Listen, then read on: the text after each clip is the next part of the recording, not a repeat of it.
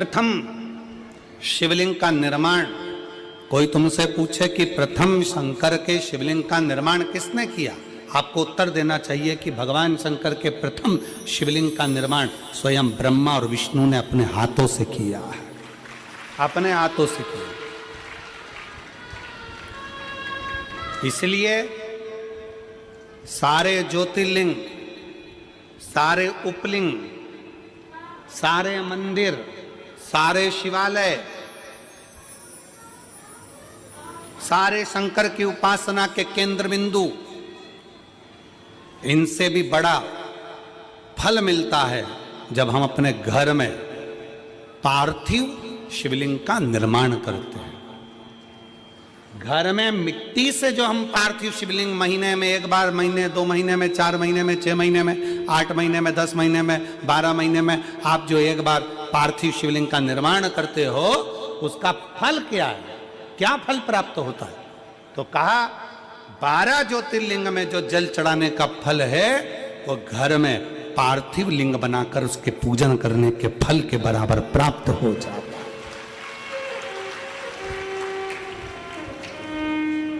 साल में एक बार श्रावण के महीने में, श्रावण की शिवरात्रि पर पूरे भारत में ही नहीं देश और विदेश में भी लोग ऑनलाइन पार्थिव शिवलिंग का निर्माण करते हैं। आप लोग करते हो कि नहीं करते हो? हाथ उठाओ जरा, कौन कौन करता है? सब करते हो? रखो रखो, वापिस रखो। पार्थिव शिवलिंग का निर्माण करते हैं, उसका पूजन करते हैं, आराधना करते हैं।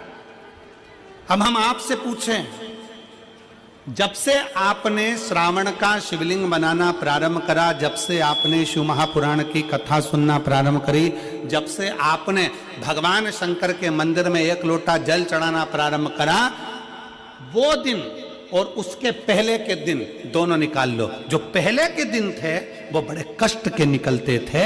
जब से शंकर जी के मंदिर जाना, शिवलिंग बनाना साल में एक बार और शिव पुराण की कथा सुनना प्रारंभ करी, तब से मेरे बाबा ने तुम्हारा हाथ पकड़ना प्रारंभ किया, तुम्हें आगे बढ़ाना प्रारंभ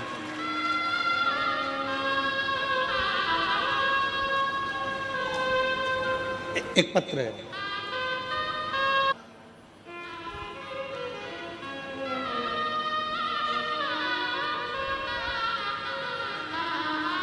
ब्रह्मा और विष्णु ने मिलकर भगवान शंकर के शिवलिंग का प्रागट्य करा। सबसे पहला शिवलिंग भगवान ब्रह्मा और भगवान विष्णु ने प्रकट किया। इसलिए शिव तत्व कहता है, भगवान शंकर की कथा कहती है कि शिवलिंग का निर्माण ब्रह्मा और विष्णु ने करा। भगवान नारायण की धर्म पत्नी लक्ष्मी और भगवान ब्रह्मा जी की धर्म पत्नी ब्रह्माणी दोनों ने शिवलिंग की स्तुति करी। तब भगवान ब्रह्मा और भगवान शिव ने जब शिवलिंग का निर्माण कर कर वहां पर स्थापित किया, तो लक्ष्मी और सरस्वती को उनकी सेवा में लगा दिया। सेवा में लगाया, तब भगवान शंकर उसी समय पर प्रकट होकर ब्रह्मा और विष्णु के सम्मुख में अपनी आकाशवाणी से कहते हैं, अपनी आकाशवाणी से,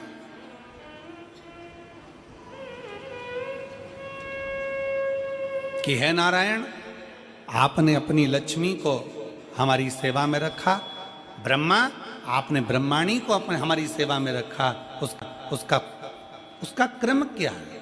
तो भगवान नारायण कहते हैं कि जिसके घर में शंकर का शिवलिंग होगा, जिसके घर के अंदर शंकर का शिवलिंग होगा, जो शंकर के शिवलिंग पर 1 लोटा जल चढ़ाने के लिए मंदिर जाएगा, जो कभी भगवान शंकर की भक्ति में डूबा होगा, तो उसके घर में 2 देवियां सदा के लिए विराजमान होगी। पहले नंबर पर लक्ष्मी और दूसरे नंबर पर सरस्वती, हमेशा हमेशा के लिए विराजमान। लक्ष्मी भी होगी और सरस्वती भी होगी।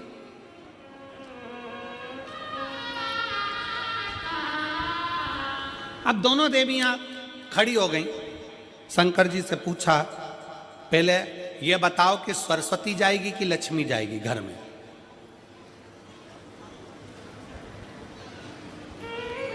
हमने रायपुर की कथा में कहा था, पुरुष की आदत रहती है वो एक कान से सुनता है, दूसरे कान से निकाल देता है, और माताओं की आदत रहती है दोनों कान से सुनती है और मुंह से निकाल देती है, बोल देती है।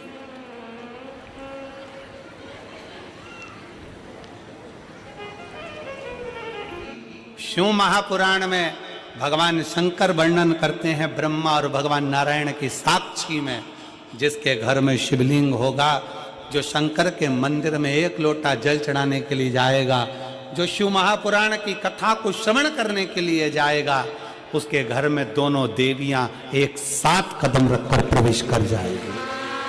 सरस्वती का कदम पड़ेगा, बुद्धि आएगी, विवेक आएगा, और फिर लक्ष्मी का कदम पड़ा तो लक्ष्मी उसके घर में श्रेष्ठता के साथ निवास करेगी। भगवान शंकर पर चढ़े हुए जल का आचमन करना, केवल पीना, 3 ताप को समाप्त कर देता।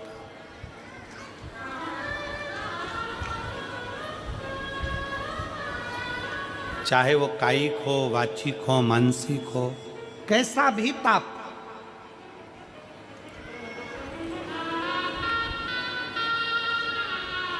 और यदि कोई तुमसे कह दे कि शंकर जी पे चढ़ा हुआ जल नहीं पीना चाहिए, तो उन महाराज जी के चरणों को प्रणाम करो और उनसे कहो अच्छे से शिव पुराण पढ़ो, तुम अच्छे से पढ़ो।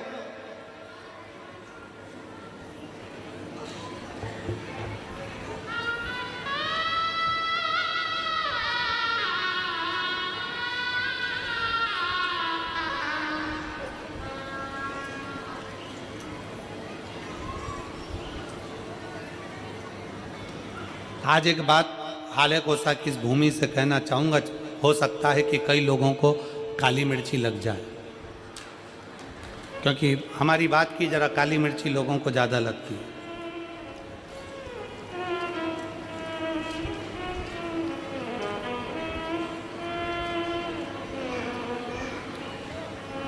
कई मिशनरी वालों ने,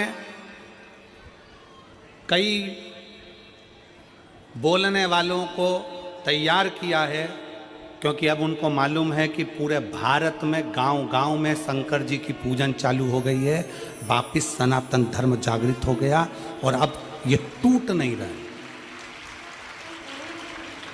सबको मालूम पड़ गया कि गांव-गांव में शंकर जी का मंदिर हो गया, शंकर जी के मंदिर लोग जाना चालू कर दिए, शिव जी को जल चढ़ाने लगे, घर घर में शंकर की पूजन करने लगे, घर के अंदर शिवलिंग रखने लगे, घर के अंदर शंकर का पूजन करने लगे, लोग एक लोटा जल चढ़ाने लगे, तो टेंशन बढ़ गया। तो उन्होंने कई लोगों को तैयार करा कि हम तुमको मुँह मांगा पैसा देंगे, तुम्हें बस एक काम करना है कि कैसे भी शंकर जी के मंदिर में जाने वालों को भड़काना है कि शंकर पे चढ़ा जल मत पियो, शंकर के मंदिर मत जाओ, एक लोटा जल मत चढ़ाओ।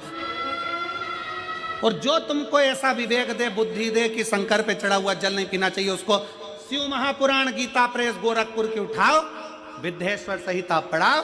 विद्येश्वर संहिता में लिखा है शंकर पे चढ़े हुए जल का आचमन करने से 3 ताप चले जाते हैं, और शंकर भगवान पे चढ़ा हुआ प्रसाद खाना तो दूर, मात्र प्रसाद का दर्शन हो जाए तो व्यक्ति को अश्वमेध यज्ञ का फल प्राप्त हो जाता है। शंकर भगवान का प्रसाद खाना तो बहुत दूर, शंकर जी पे चढ़े हुए प्रसाद का मात्र दर्शन हो जाए तो व्यक्ति को यज्ञ अश्वमेध यज्ञ का फल प्राप्त हो जाता है।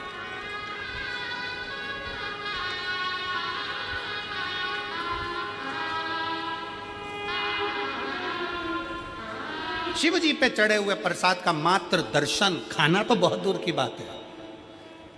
सारे देवताओं का प्रसाद रात भर रखा सकता है, सारे देवताओं का प्रसाद 2 दिन, 5 दिन, 6 दिन बाद खा सकते हो, 8 दिन बाद खा सकते हो। शंकर जी के प्रसाद का तो इतना महत्व है कि शिव जी का प्रसाद पूरी रात भी नहीं रखा था, शंकर जी के चढ़े हुए प्रसाद को तो रात से पहले खाना पड़ता है। ये 16 सोमवार के उद्यापन में लिखा है। आप में से किसी ने 16 सोमवार करें, संकट सोमवार करें? हाथ उठाओ जरा, किस किस ने करें? करें आप लोगों ने? रखो। तो मेरी बहनों ने, मेरी जीजियों ने, मेरे जीजाओं ने, मेरी बेटियों ने, मेरी बेटाओं ने, मेरी माताओं ने, मेरे भाई ने, जिन्होंने 16 सोमवार के व्रत करे हैं, संकट सोमवार का व्रत करा, उसमें लिखा है कि प्रसाद का हिस्सा रात भर नहीं रखा रहता, उद्यापन का प्रसाद भी रात के पहले समाप्त करना पड़ता है, प्रसाद को रात भर नहीं रखते। कितना महत्व होगा कि सारे देवताओं का प्रसाद 2 दिन 5 दिन 4 दिन 3 दिन रख सकते हो, पर शंकर जी का चढ़ा हुआ प्रसाद तो तुरंत खाओ, 1 मिनट की भी देरी मत करो। क्यों? क्योंकि शंकर जी का प्रसाद जितनी जल्दी खा लेते हैं उतना हमारे जीवन का सारा दुख समाप्त हो जाता है। दुख। डॉक्टर क्या कहते हैं? डॉक्टर क्या बोलते हैं? जब बीमारी आती है तो डॉक्टर कहते हैं ये गोली बिल्कुल आज से ही चालू कर दो, अध्ययन करो। ब्रह्मा और विष्णु जी से कह दिया भगवान ने कि ये लक्ष्मी, ये सरस्वती, ये लक्ष्मी, ये सरस्वती दोनों सेवा में लगी हैं। हम फल देना चाहते हैं कि आज जो शंकर के शिवलिंग की आराधना करेगा, पूजन करेगा, उसके घर में 2 देवियां सदा सदा विराजमान रहेंगी। पहली सरस्वती, दूसरे नंबर पर लक्ष्मी, उनके घर में सदा विराजमान। सरस्वती और लक्ष्मी।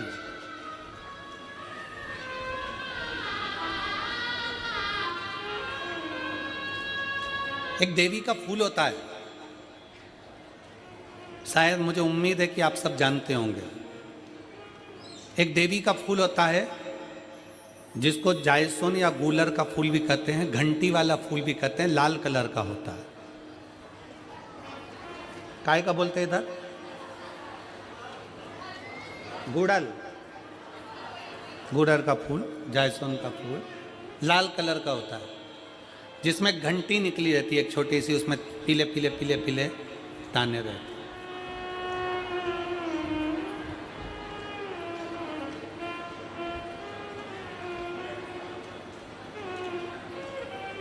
अगर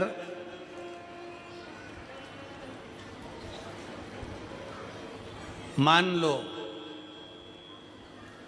कोई बेटा बेटी, कोई लड़का लड़कियां, कोई बेटा बेटी, नवयुवक बच्चे या बहुएं या कोई अन्य व्यक्ति भी कोई कार्य चालू कर रहा है, मान लो कोई कार्य आप चालू कर रहे हैं, एजुकेशन के लिए बढ़ रहे हैं, या आपने कोई लक्ष्य बनाया है कि मुझे इस कंपटीशन एग्जाम में बैठना है, इस कंपटीशन एग्जाम में बैठना है और मेरा इसमें पास होना जरूरी है,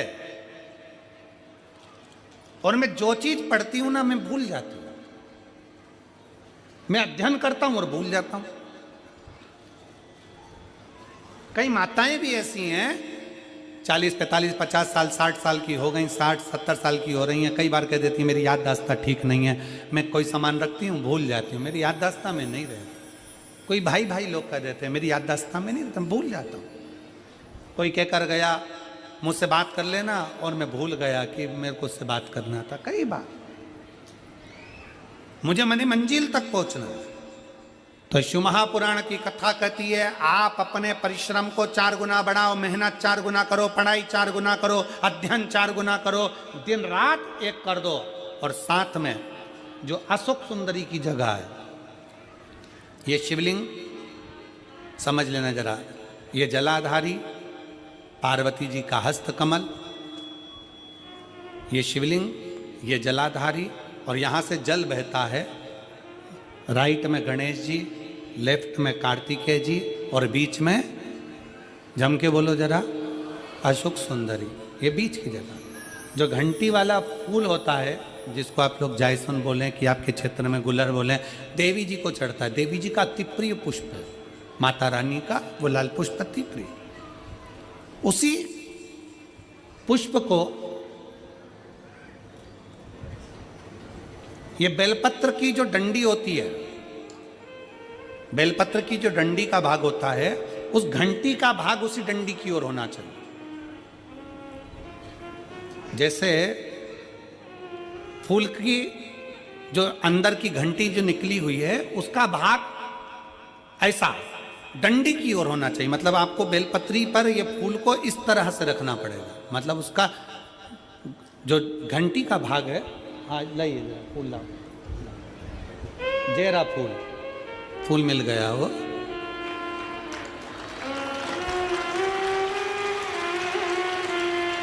फूल मिल गया।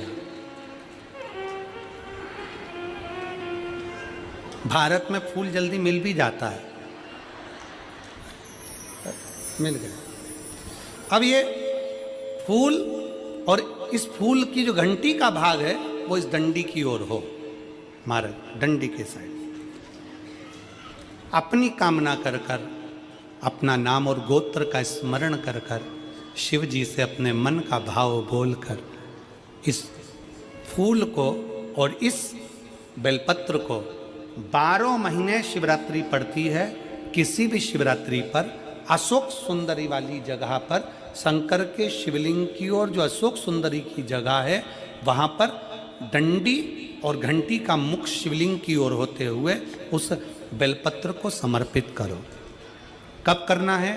पहले 1 लोटा जल समर्पित कर कर, फिर ये बेलपत्र अपनी कामना कर कर, बाबा से विनय कर कर, बाबा मेरा ये कंपटीशन एग्ज़ाम है, मैं पढ़ूंगी, 4 गुना मेहनत करो, अध्ययन करो, अच्छी पढ़ाई करो, दिल से पढ़ो, रात दिन एक कर दो, और 1 घंटी का पुष्प, 1 बेलपत्र, जब तक तुम्हारा एग्ज़ाम ना आए, 4 महीना, 5 महीना, 3 महीना, प्रत्येक शिवरात्रि, हर महीने शिवरात्रि आती है, प्रत्येक शिवरात्रि पर समर्पित करो।